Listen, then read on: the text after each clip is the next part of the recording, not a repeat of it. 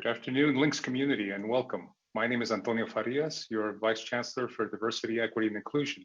And before we start this today's webinar, I'd like to introduce Hilda Bullón, who is our Spanish interpreter, who will provide some bilingual instructions to our colleagues. Hilda? Para todas las personas que hablan español, bienvenidos. Y si ustedes quisieran escuchar toda esta presentación del señor Farías y de las otras participantes en español, lo único que tienen que hacer es dirigirse a la parte inferior de su pantalla, hacer un clic encima del globo terrestre y elegir el idioma de español. And for English speakers, there is going to be in a few minutes, you're going to see a little icon on the bottom, bottom part of your screen, and you can choose that. And if you choose English, anytime that a Spanish speaker makes a comment, you will be able to hear that comment simultaneously translated, interpreted into English. Thank you so much, and I'm going into the Spanish room. Bye-bye. Muchas gracias, Hilda. So again, good afternoon, my fellow CU Denver colleagues, students, and friends. Many among us carry more than our fair share of sorrow, grief, and exhaustion over the most recent killing of Black Americans, Daunte Wright being the latest.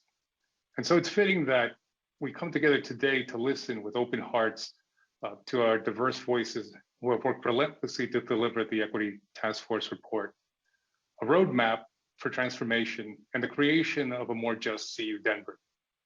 Today, you will hear opening remarks from Chancellor Michelle Marks, followed by a panel discussion that includes ETF co-chairs Dr. Antwan Jefferson, Associate Clinical Professor in the School of Education and Human Development, and Dr. John Ronquillo, Assistant Professor in the School of Public Affairs, who will also formally deliver the key recommendations of the ETF report to Chancellor Marks. Before we go any further, I want us to remember that CU Denver is on the traditional territories and ancestral homelands of the Cheyenne, Arapaho, and Ute nations. Let us acknowledge the painful history of genocide that forced the removal from this territory and pay our respects to the diverse indigenous peoples still connected to this land. Let us also give thanks to all the tribal nations and the ancestors of this place. And now I'm honored to introduce our CU Denver Chancellor, Michelle Marks. Thank you so much. Hello, everyone, and thank you, Antonio, and thanks to everybody for joining us today. I have been so looking forward to today's conversation. The Equity Task Force has been hard at work for the last 6 months. I know that they've been listening and they've been distilling and very thoughtfully recommending actions that we may take as a community to advance our equity work. But before we dive into their recommendations, I want to take a moment to reflect. The past year has been, as Antonio mentioned, so difficult for so many reasons. The pandemic led to so much loss, the lives of loved ones, financial loss, emotional loss, and so much more. And we also have experienced a rise in anti-Asian racism and hate crimes. And of course, the tragic deaths of George Floyd and Breonna Taylor and others, which elevated a national movement against racial injustice. And all of this, coupled with the recent shootings in Atlanta and in Boulder, have led to very significant pain in our communities and a national reckoning for our society, for our entire society. And events over the past year reinforced the fact that social transformation does not take place overnight, but is the product of generations of struggle and sustained commitment. And when I arrived here to CU Denver in July, I recognized the magnitude and the immediacy of the need right here at CU Denver, where our student body is so wonderfully diverse and access to excellence and social mobility is the core. It's core to who we are and what our role is as an urban research university. And that's why I spent my first 10 days as chancellor listening to our community, specifically on the issues of equity and racial justice. And I heard many different experiences from you, concerns and suggestions and personal stories of students and faculty and staff who said sometimes they feel invisible. And people have told me that they feel fearful of expressing their concerns, ostracized or discriminated against both off campus and on campus, as well as the burden of the additional workload that I know that faculty and staff of color take on here without title or pay. And I also heard this community's passion for a just society. And I've heard repeated calls for us to do more, a lot more. And so we are going to do more. On July 20th, when I arrived, I laid out some commitments for action. The first one was to relaunch a national search for our next Vice Chancellor for Diversity, Equity, and Inclusion, and to have the position focus exclusively on us, on CU Denver, and report directly to me. And I'm thrilled to say that our national search was highly successful, resulting in the appointment of Antonio Farias to the role. Antonio is a national leader in this space, coming most recently from the University of Florida, where he was the inaugural DEI officer. And he has 20 years of strong and varied experience educating and elevating underrepresented students and advising academic and military leaders on best practices. And already, I think Antonio started 1 month ago today exactly. He has already contributed greatly to our work. He's been proactively reaching out to our faculty and staff and students and affinity groups. He's already deeply collaborating with Antwan and John on the work that you'll be hearing about today and sharing national best practices. He jumped in to coordinate with our AAPI faculty and staff to help us think through how we can effectively address Asian hate. And I know that my cabinet and I are working extensively with him, and he's helping us to get a lot more strategic and methodical in how we approach our work. And he's the ultimate connector, connecting people across campus and connecting our work strategically, and I'm glad he's here. I also pledged in July to some short-term commitments. So here's what we've done. The whole leadership team, including vice chancellors and deans, took training in August on microaggression and racial bias. But this is not a one and done, and we intend to have regular trainings on issues of equity and racial justice. And we created the role of part-time faculty fellow in the Chancellor's office to advise me and my leadership team on issues of concern to underrepresented members of our community, and to also to work on projects that are supporting this effort. And I think it's been very successful. Through a campus-wide search, we identified Dr. Faye Coronin, Associate Professor of Ethnic Studies, who's the was named inaugural fellow in September. And I've gotten to know her well. I'm so grateful for her advice and guidance this year. She's working on exploring ways to improve faculty culture in primary units, and among many other things. She's been the catalyst behind the discussion forums, the Bridging the Gap, who we want to be as an anti-racist university, which informed recommendations that she's shared with our deans and our cabinet members. She's brought conversations to the Student Government Association. She's collaborated with the BIPOC faculty and staff group.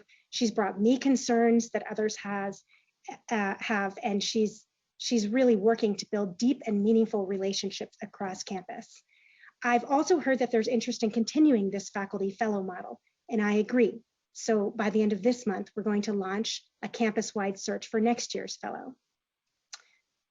Responding to calls that I heard to address DEI concerns with respect to law enforcement, we worked with AHEC to establish the Auraria Campus Police Advisory Board with representation from our faculty, from our staff and students.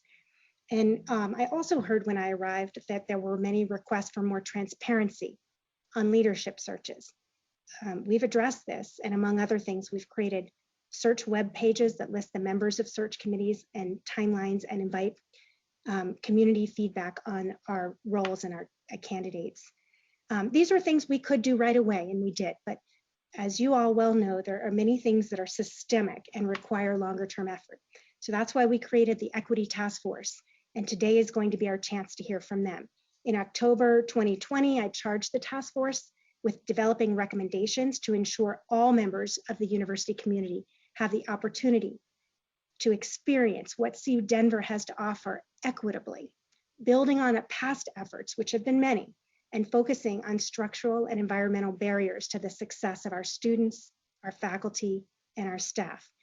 And I also asked them to prioritize their recommendations, and for recommendations on how we invest the $1 million DEI Innovation Fund. This is the funding that President Kennedy requested from the CU Foundation for our campus. And they've been working hard, the Equity Task Force, for 6 months. Yesterday, they sent their recommendations to the entire community. And today, we're here with task force co-leads, Dr. Antwan Jefferson and Dr. John Ronquillo, and they're going to discuss their recommendations. I'm so appreciative of everybody involved in this work, Antwan and John, as well as the 14 additional members of the task force, including its advisors, Faye Coronin and Marjorie Levine Clark, and an additional 72 action team members who lent their perspectives and experience to this work. I do want to take a moment to say something very specific to about Antwan and John, who I've gotten to know over the last 6 months. I've gotten to know them personally through our meetings and through the task force updates. This was a lot to take on, and they shined. They are courageous champions for equity and for CU Denver. And their human-centered, inclusive, collaborative leadership style is a model for the culture that we want to build in this institution. As this work was undertaken and in parallel with our strategic planning process, the task force did double duty as one of 8 strategic planning vision teams developing strategies to differentiate CU Denver in inclusive excellence. And they worked to ensure an equity lens throughout the whole strategic planning effort. And you're going to be hearing more on that over the next few weeks. We're not going to have time to address everything this afternoon. And these are tough, complex, historic, systemic issues that require hard work and bold action. But this is a starting point, and it's a fabulous starting point. And I'm so optimistic that we're on a good and productive path. And this is the type of culture I want us to build and grow, coming together and having robust conversations, but doing it together as problem solvers, as innovators, and as co-creators. I'm going to turn it back over to Antonio.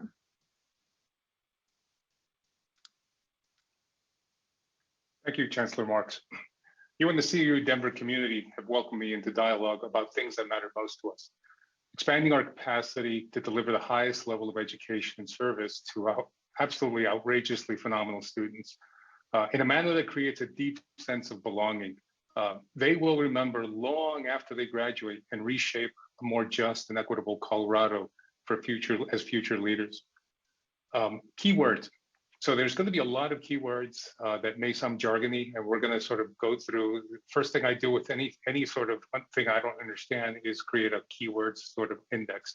But one of the questions that came forward from the community was, how do we define equity?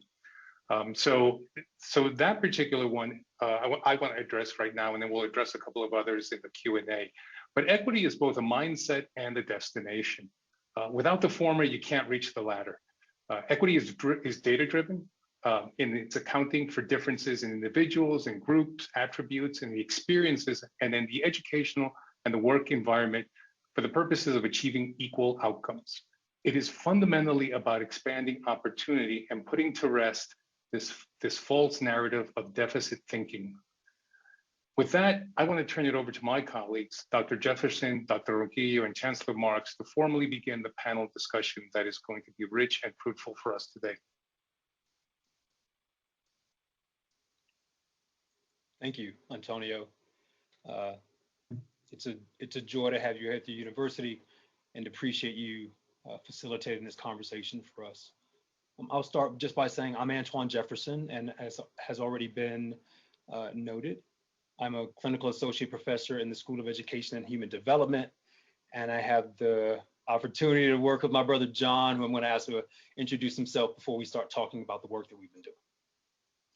Thanks, Antwan. I appreciate it, and I appreciate everybody joining us this afternoon to talk about this important work and unpack a lot of what we've been up to for the past 6 months. But I'm John Ronquillo. I'm an assistant professor in the School of Public Affairs, and it's been a pleasure and an honor to co-chair this endeavor with Antwan and all the folks who have taken part in what we'll talk about today. Thanks, John. To all of you who are here, in just a minute, you're going to see some slides. Those slides are both helpful to make sure that John and I are representing the work of the task force as accurately as possible. It's encouraging to see nearly 300 participants in our community who want to hear this conversation because you're thinking about this work, and we know it's important to you. And for those of you who participated, I truly hope that these recommendations represent your work and thinking and contribution.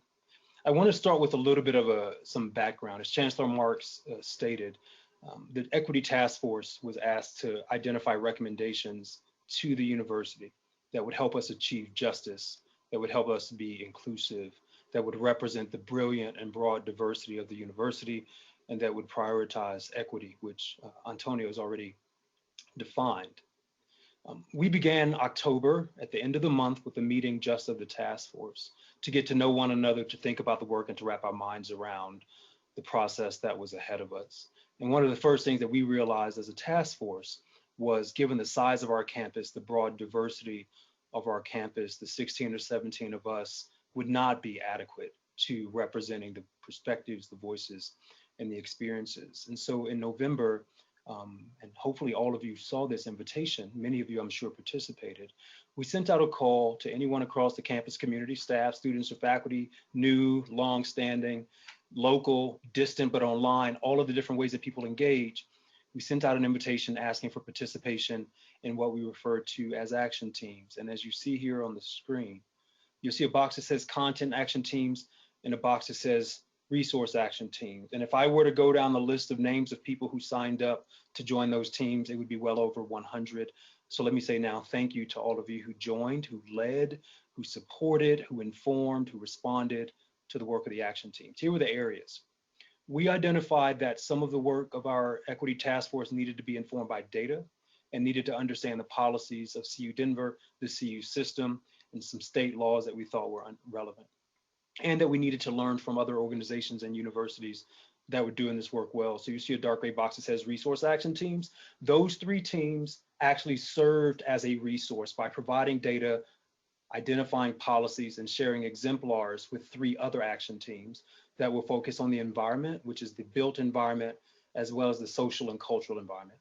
That will focus on the curriculum, generally not the graduate curriculum to be sure, but the undergraduate curriculum in this case. And we had a content action team focused on people, which we understood to mean all human actors, human beings of all identities, all backgrounds, and all roles that are connected to CU Denver. Those voices needed to be informing for us. We needed to respond to what we learned. Those action teams gathered information across the campus. There were 6 and they worked together. Those 3 resource action teams and the 3 content action teams informed our equity task force. So they began their work in January, and these action teams started working in January on the 11th and 12th through late February. One other thing you'll notice on this slideshow, and then I'll come back to the work of the action teams, is you'll see that the equity task force was also connected to, in this visual, the current strategic plan that Chancellor Marks has challenged the university to make really good progress towards. So our equity task force, in addition to the general recommendations around equity across the university, also served as the vision team for the 2030 strategic plan for CU Denver. And the language of our vision team's focus was empowered by our inclusive excellence. And our thinking there was that actually diversity, differences in identities and backgrounds and other things that make us unique individuals are an engine to move the university forward, not challenges to be solved or puzzles to be solved or things to overcome. So we also served as the vision team. And I hope that, again, the presentation today of our recommendations and our insights represent all of the various work that you all have contributed to. Back to the action teams. Our action teams began their work in January, and on the 25th of February, after 6 weeks, they produced reports to the equity task force. And our work then was to take those reports from the environment team, the curriculum team, and the people team, and to begin making recommendations to the university, both in terms of where CU Denver can be in terms of our diversity and inclusive excellence and focus on equity by 2030, also with the focus on what is it going to take to get there. As a result of the input from the action teams, conversations that we've had with affinity groups around the campus and units around the campus and subject matter experts around the campus, we began the work of identifying a vision statement, which I'd like to read to you all next. I'd like you to hear. And we believe that this vision statement actually does a strong job of representing where we believe CU Denver can be. I hope that you feel represented in this vision statement and that it resonates with you. Here's the statement. CU Denver aspires to be the exemplar Equity Serving Institution. Here, we courageously humanize our systems and policies to foster a diverse, inclusive, and equitable campus dedicated to the success of every member of our community. We actively identify and eliminate barriers caused by social, racial, and economic injustices, as well as those caused by the privileging of dominant forms of knowledge and ways of being evident in things like whiteness, sexism, racism, heteronormativity, ableism, and other forms of discrimination. We endeavor to create and sustain a culture of belonging for all. And that all means every one of you on this call, every student, every staff, every faculty person who help our work to move forward. I'll hand it off to my friend John, but hopefully you find resonance with that vision statement. John. Thanks, Antwan. Excellent overview of what this process has really entailed. And as was mentioned earlier, our final report has been disseminated to the campus. It is available on our website. And there are a couple of things that we want to go through at this point in time. As we were developing that report, we also developed 3 dynamic goals that we feel go very well with this vision statement and are large, big tent statements for how we want to envision what equity, diversity, and inclusion will look like at the University of Colorado, Denver, as we approach the conclusion of our strategic planning process and as we look toward 2030, which is going to get here sooner than later, strangely enough. So I want to go through these dynamic goals, goals that will guide us in a roadmap that I will also give an overview of for how we are going to get to where we want to be. That first dynamic goal is that we want to redefine success. And this goal states that CU Denver's commitment to equity, diversity, and inclusion, or EDI, prioritizes, informs, and incentivizes the evaluation and definition of student, faculty, and staff success. By empowering our inclusive excellence, we unlock the potential for everyone to succeed. The second dynamic goal is that we want to share responsibility. And this goal states that CU Denver's faculty, staff, and students share the responsibility for creating and sustaining a just, safe, and inclusive campus, workplace, and community. Sharing this responsibility lessens the burdens of those harmed by social inequality, promotes a spirit of solidarity, and engages the entire community to ensure transformative justice. And finally, our third dynamic goal is we want to develop systems. We develop, use, and continuously improve systems that value relationships, create community, and actively support and serve people of historically marginalized identities in order to reduce bias, create and sustain equity, and ensure broad and inclusive access to CU Denver. So, how do we get there? What are we going to do about this? We have, along with our report, developed a roadmap with tactile functions that we believe can help us enrich our equity, diversity, and inclusion here at the university. These are steps that we want to take as a campus community. And so I'm going to just give you a brief overview of what these are. The first starts today, and that is to define and boldly communicate our commitment to equity, diversity, and inclusion. As we know, Chancellor Marks is continuing her commitment, and today's event is one of the most recent examples. The culmination of the work of so many individuals who care about these areas, who are committed and are passionate to move the university forward in these areas. And so today starts a new chapter in that as we approach the conclusion of this work and shift into our next phase. So the next one is to diversify CU Denver leadership. That starts now as well in spring 2021. We are so grateful for the arrival of Vice Chancellor Antonio Farias, who has a breadth and depth of experience. I've got to say, Antonio embodies all of the principles that we want in terms of his past experiences, and we are so fortunate to have him here leading us in this area. And the third one is another big step, and that is that we want to create and fund an institutional equity advocacy council, which we hope will be in place by this fall. And we have asked that we fund this council for the next 3 years to the tune of about $300,000. That's another step to ensure that the work of the ETF continues to move forward and that we will continue working on these very important issues. The council indicates, again, that it's a standing commitment to our equity, diversity, and inclusion initiatives, and that it will be ongoing work.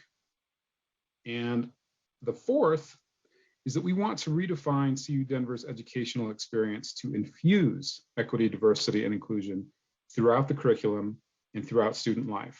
And this will be something that will also be, that we'll look forward to in the fall of 2021. Our design strategy is what we're calling it. And we anticipate that Vice Chancellor Farias and the Institutional Equity Advocacy Council will be heavily involved in that as well. A couple more steps I want to take you through before I turn it back over to Antwan. The next step in our roadmap that is incredibly important is that we want to recognize faculty, staff, and students for advancing equity, diversity, and inclusion. We feel that it's important to celebrate these things, and we want to invest in the acknowledgement of individuals and units who take these issues seriously and truly want to embed these values into the fabric of the university. To that point, we will be putting out 4 awards: an award for a staff member, a faculty member, a student, as well as schools, colleges, or units that they will be able to demonstrate their excellence in advancing equity, diversity, and inclusion throughout the university. We're hoping that we will be able to give more structure to that this fall, and we're hoping to launch that in the spring of next year. We've also asked for funds to make sure that we commit to these prizes and make sure that they are, again, an investment and an acknowledgement of all the great things our campus community is doing around equity, diversity, and inclusion. This next step on the roadmap is we want to build an EDI culture by investing in formal and informal professional and organizational learning. We definitely understand the limitations of a training approach. We cannot make changes to systems without changing the systems. We can't train our way out of it, but we do know that there is room for training, that there is room for professional and organizational development and professional and organizational learning as a dynamic practice that lays and maintains a foundation through partnerships to help us continue to build our capacity in equity, diversity, and inclusion. So we're hoping that that will be something that will start in the fall of 2021. And we're starting at the top. We want CU Denver leadership to be the first to go through these trainings. We have also proposed funding for that will run through this fiscal year and run for 3 years. The last one that I want to point out before transitioning to Antwan, and this first word is important, I believe, is we want to courageously practice accountability to those we impact and acknowledge the role of various forms of harm. I am so grateful to Vice Chancellor Farias for making sure that we acknowledge those who were here before us, the indigenous populations that occupied this land before the university was here. We certainly want to be able to continue to acknowledge those folks and to clear pathways to resolve conflicts, to have more appropriate and better mechanisms for dispute resolution.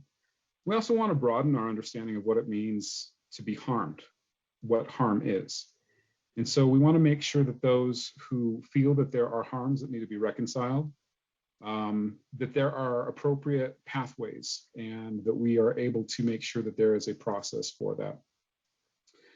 We do have funding here.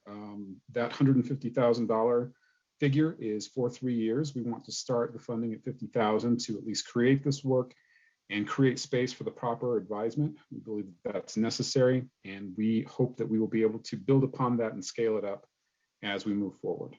So I will take a pause there and turn it back over to Antwan for our concluding portion of the roadmap. Thanks, John. Nice work. I forgot to mention something, and I want to try and meet your standard. And I want to mention this to the entire community because I think it deserves to be stated outright. When our equity task force was working on goals and strategies and initiatives for the roadmap and the strategic vision for the university, One of our commitments was that the goals were dynamic, meaning we don't want this to be seen as somewhere that we accomplish the goal, we reach the end, and then let's go back with business as usual. I think instead the aim, and hopefully you see that represented in these roadmap items and you heard reverberations of that. But I want to encourage you as members of this university committee to also think about the work as ongoing, to build the culture and to work towards sustaining it. So here's some of the other strategies that we thought about that you see represented on our roadmap. Starting this fall, we want the university to make a priority of making sure the campus is safe.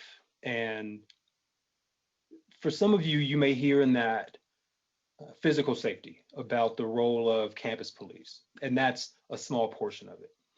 But in the work of equity, diversity, and inclusion, it's also important, I think, to acknowledge that harm, interpersonal and individual harm, may also occur physically, emotionally, psychologically, intellectually. And so I think as a campus, it would be beneficial for CU Denver to collectively define what safety means and what it looks like, and what it sounds like and how it feels, so that the IEAC, which John described just a little while ago, can invest in the kinds of safety strategies that will continue to improve and ensure safety across campus for everyone who participates. The second item that you see is that we want to begin designing this fall. We want the university to begin this work, ensuring that there is sustained physical access to the campus for people with varying physical characteristics as well as physical disabilities. We want to make sure that there's technological access to the campus so that no student, no staff, no faculty, no one who joins the work at the university doesn't have the technological resources that are necessary. And we want to encourage design around financial access. Now, the financial access piece, I think, has been a learning opportunity for John and me, and maybe for the entire equity task force and the action teams. But what we learned about financial access was that the university has held tuition stable for the past 3 years, which I thought was great news. And I did not know that before. And that was one of our goals. But we learned there has already been a commitment made by the university to keep tuition static. And I think building off of that building block to ensure financial access for students in particular, but also to remedy things like pay equity and inequity, I think there are some opportunities there that we've considered as a group.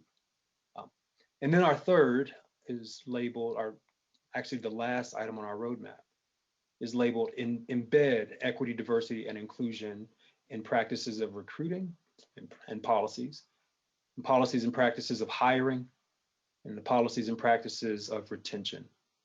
This would include training search committees with a lens on equity, diversity, and inclusion. It would include building off of the training that Chancellor Marks mentioned in her opening comments about unit leaders and deans continuing to be trained in what it means to support staff and faculty who represent all sorts of diversities and secure their success at the university.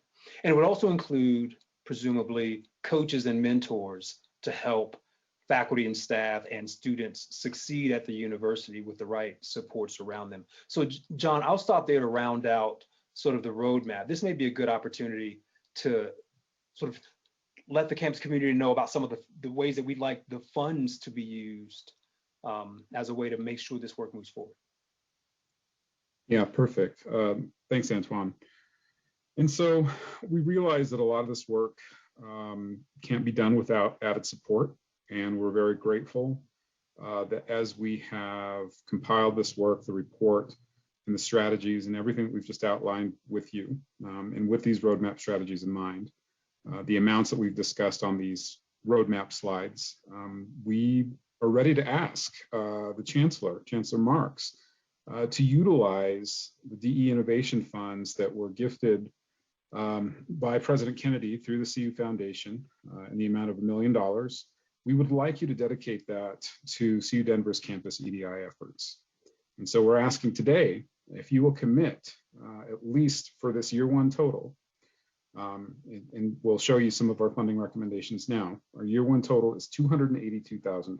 We're asking if you will commit that $282,000 toward the first year of funding for the EDI initiatives described on the previous slides.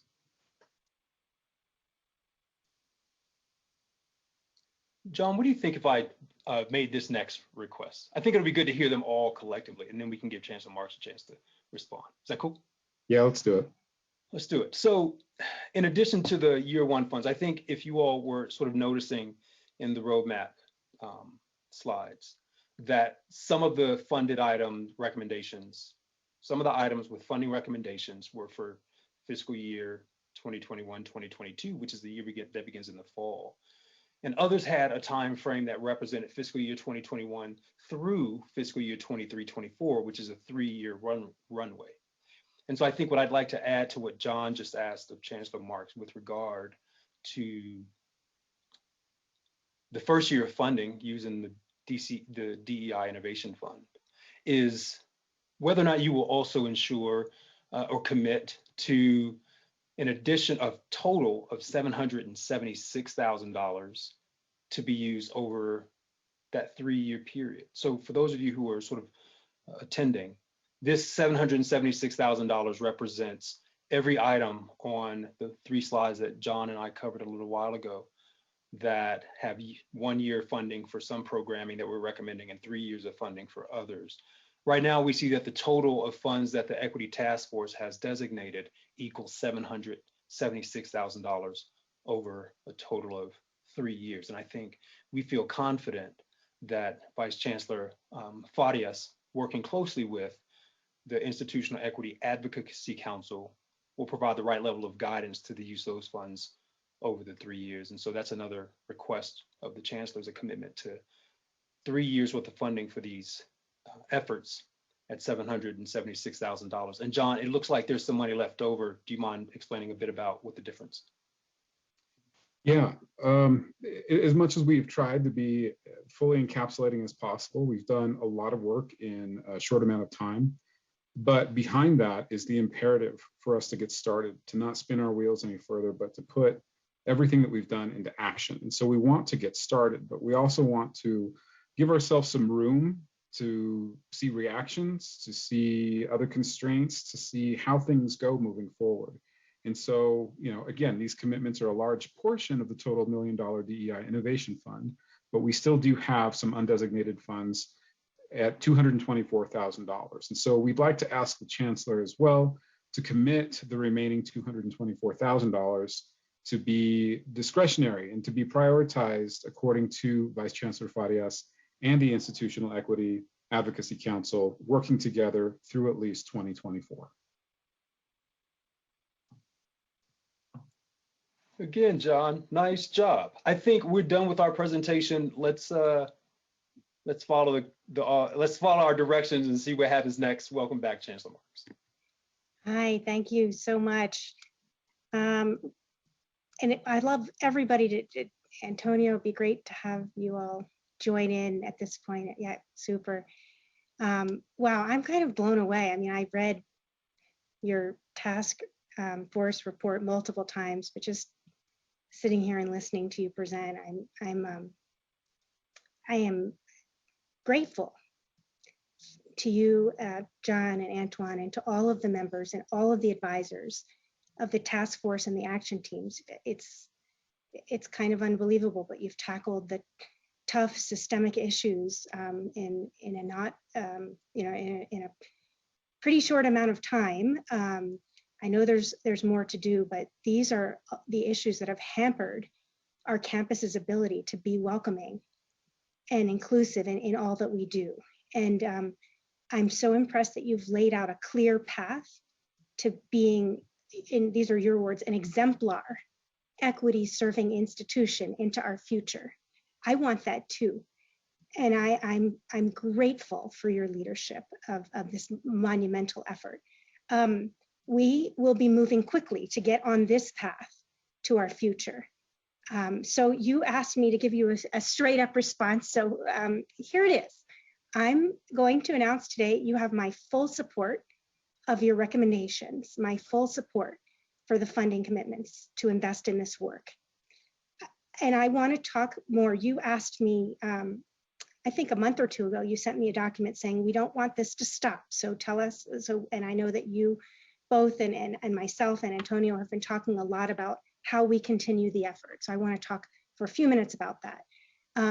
While CU Denver's broader positioning will be as an equity serving institution, I do want to share with you today that we've reached the thresholds for both HSI and ANAPISI designations, which reflect the students we serve, and they will and the students that we're going to increasingly enroll and support. An HSI or Hispanic Serving Institution means that we have an undergraduate full-time enrollment that's composed of at least 25% Hispanic students. We reached this milestone during fall 2019, and we'll be the first university in the state to attain this status. And that now means that all three of the Auraria campus institutions will now have the HSI status, which is a big deal. ANAPISI status enables us to improve and expand our capacity to serve Asian Americans and Native American Pacific Islanders. That status requires these groups to make up 10%, at least 10% of our undergraduate enrollment. And that means that we are the only ANAPISI in Colorado and the Mountain States. And I want to acknowledge that our Asian American and Pacific Islander faculty and staff group has provided incredibly helpful recommendations and action steps on how we can and must truly live up to this designation in meaningful and measurable ways. So achieving the status is important, and we're proud of it, but we are aiming even higher. We are aspiring to make this status impactful and actionable, and a bit more on how we're going to be doing that in a minute. On the topic of funding, we've talked today about the 1 million DEI fund, and I'm committed to supporting your plan and fully accepting the recommendations for how we invest. I am also thrilled to announce that we are further going to support this work in truly becoming an equity serving institution.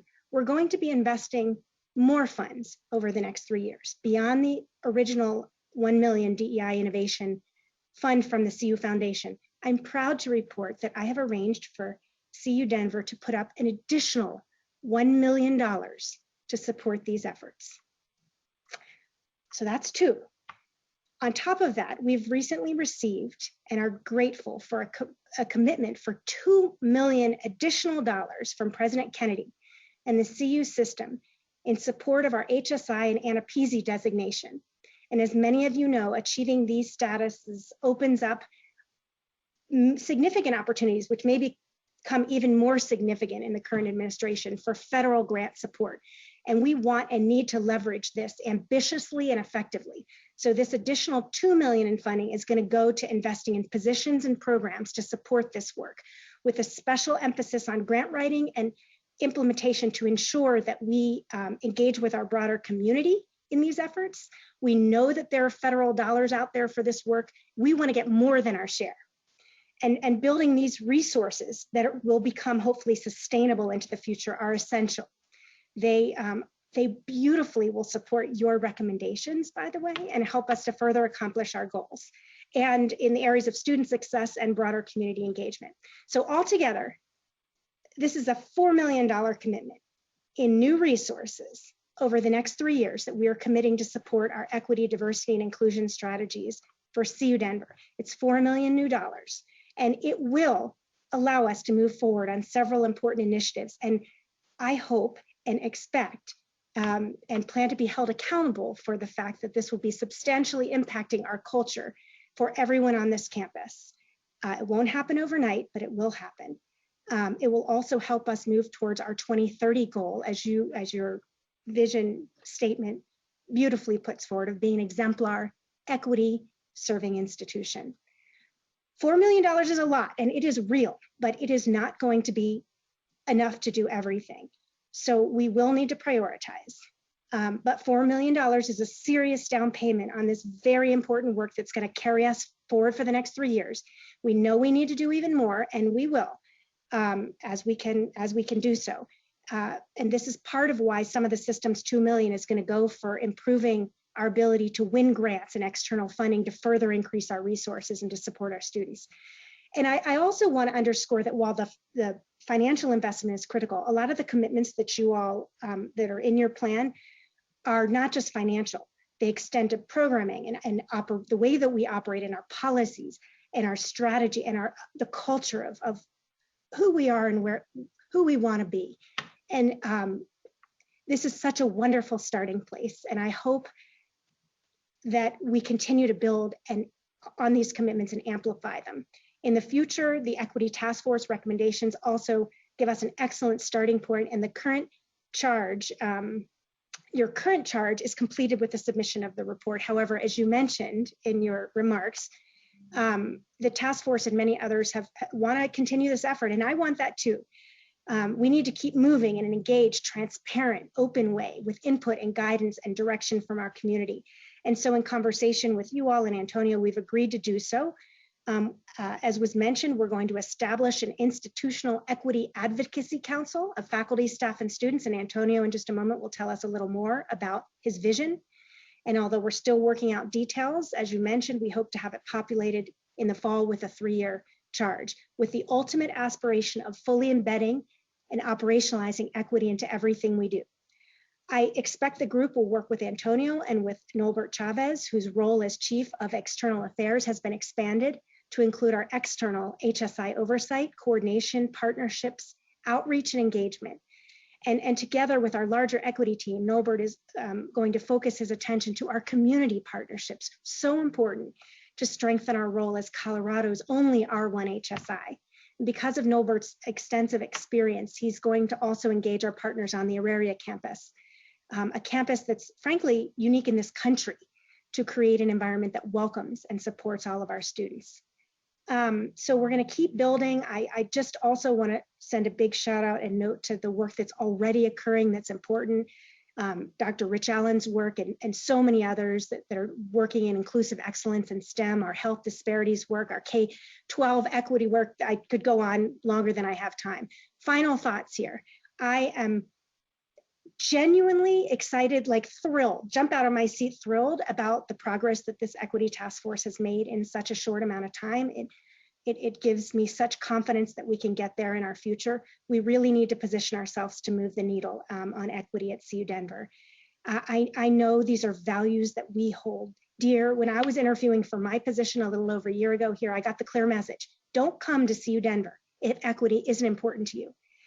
But exactly because it is, I can't think of any place I'd rather be or any work that's more worth doing.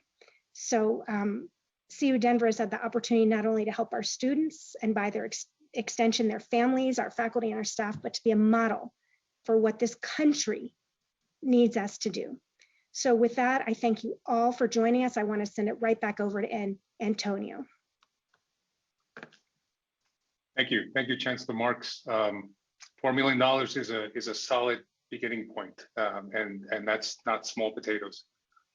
So much appreciation to the entire sort of group. Again, I echo all of your comments about our gratitude to the 70, 80, 100 people, human beings that really put in the sweat equity into making this beginning of this foundational sort of document and process sort of take root.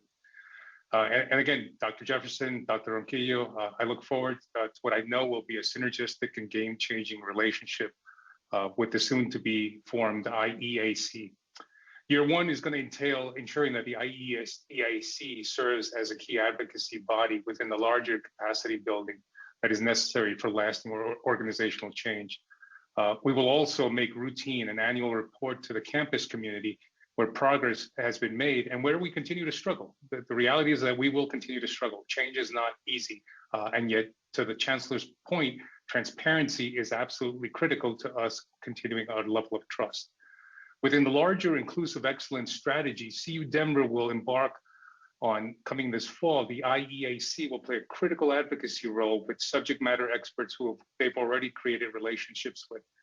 My assurance to our community is that we will co-build a future where we will close opportunity gaps that cause inequality, allowing historically underserved communities to thrive. Because of the deeply organic nature of the IEAC, I see it as serving as an early alert system. And that is what year two will allow. It'll allow us to course correct when we stray from being proactive in building what Chancellor Marks has set a course for us, which is creating a radically inclusive educational and work ecosystem where all people feel a visceral sense of belonging. Now, based on my experience in moving the needle on equity, year 3 is going to be pivotal. And if we're really successful and have managed and expanded the capacity for equity work across the enterprise, the work of the IEAC will long be remembered for what it did for us, which was lay the foundational building blocks upon which we will build a strong house where we can truly say we are welcoming and we are reflecting the everyday practices and procedures that develop, right, a thriving educational and workforce environment where equity is centered. So we've received more questions from the community than we have time for in the last 8 minutes. Rest assured, the process of questioning will continue and answers will come out of the work ahead as we co-build our future. But for now, I want to open up a quick level for the last couple of minutes, a couple of the questions that did come up. The equity question I did sort of answer in part in the beginning. We had a live question that did come up in terms of EDI versus DEI. I did sort of respond that in the Q&A, and again, more information will come forward. But I'd like to turn it over back to the panelists who've been given sort of we've spread out the questions, and let me read the questions, and then we'll take it from there.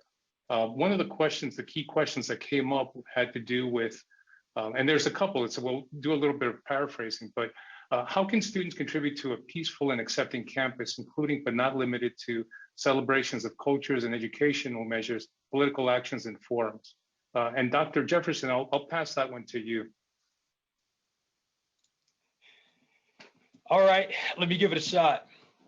The university is all about students. That's why we're here. And I think it's nice that someone took the time to type in a question to find out what can students be doing. I could be sort of technical and say, here's how you should practice listening, and here are the words that you should use, and let's come up with a collective dictionary. But I actually think the work of our behavior follows sort of the internal mechanisms that we actually rely upon that tell us that difference is a threat. So I think the two really key strategies for humans to use, whether we are students, staff, or faculty at the university, or humans in some other capacity around the globe, I think the two key strategies are, so we begin with self-knowledge and understand, what have I come to know and believe about myself and others as different human beings? And where do differences cause me to feel unsafe, at risk, or that my resources are under threat? If we don't know that, we'll continue to behave in ways that I think are problematic. And the second is to understand, what have I come to know about others, and how have I learned to communicate with others so that I can learn about the differences in our journeys and in our stories, and see those differences as important opportunities to learn. We could also think about things like attending the sort of union, the student organizations that represent groups that are not our own. We can think about things like where we physically show up on campus and who we spend our time with. Those are behaviors, those are really important to pay attention to. But I think as learners, at an institution that is about learning, we have to learn about ourselves and know what we believe and become conscious of the ways that some of our assumptions guide our interactions with others. That's where harm gets rooted, and that's where a solution, I think, should start. Thank you. Thank you. And we had several questions around pay equity, and we don't have the bandwidth right now to answer all those questions, but I would encourage you, if you haven't already seen the communication from our CFO, to review it, and also pay attention to the upcoming May town halls where those questions will be answered. Another question that came forward, and this one will go to the Chancellor, is, does the school acknowledge that these acts from the last few weeks as white terrorism, or is there another term that you choose to use? Yeah, thanks, Antonio. This question has come up a few times in a few different ways about our stance on white supremacy and terrorism. And I mean, just to be clear, we denounce all forms of oppression and hate and bias, and we recognize that white supremacy has a long and sordid history in our country that transcends any one specific hate group, that and it's inconsistent with our values, period. Thank you, Chancellor. Another stream of questions came forward around what are the current structural plans to push back against AAPI hate? Right? And a couple of others, and I would pull them together under all forms of hate that have to do with marginalized communities. The short answer that isn't a complete answer yet is that several offices are working behind the scenes right now with some faculty from various affinity groups in order to come up with a very sort of practical and long-term plan, short-term and long-term plan, in order to how do we sort of take on and be proactive in this space of anti-hate actions that are going to continue to recur, not just on the campus, but in our society. And I think we have room for one more question, and I will pass this one over to Dr. Jefferson again, because it has to do with specifically with cluster hires. And Dr. Jefferson, do you want to do a brief, if possible, 30 to 60 second sort of discussion? I know it's a much more complex discussion that the ETF went through, but if you can give us a quick sort of taste for where we are there. Yes, thank you, Antonio. This is an important question, as I understand it.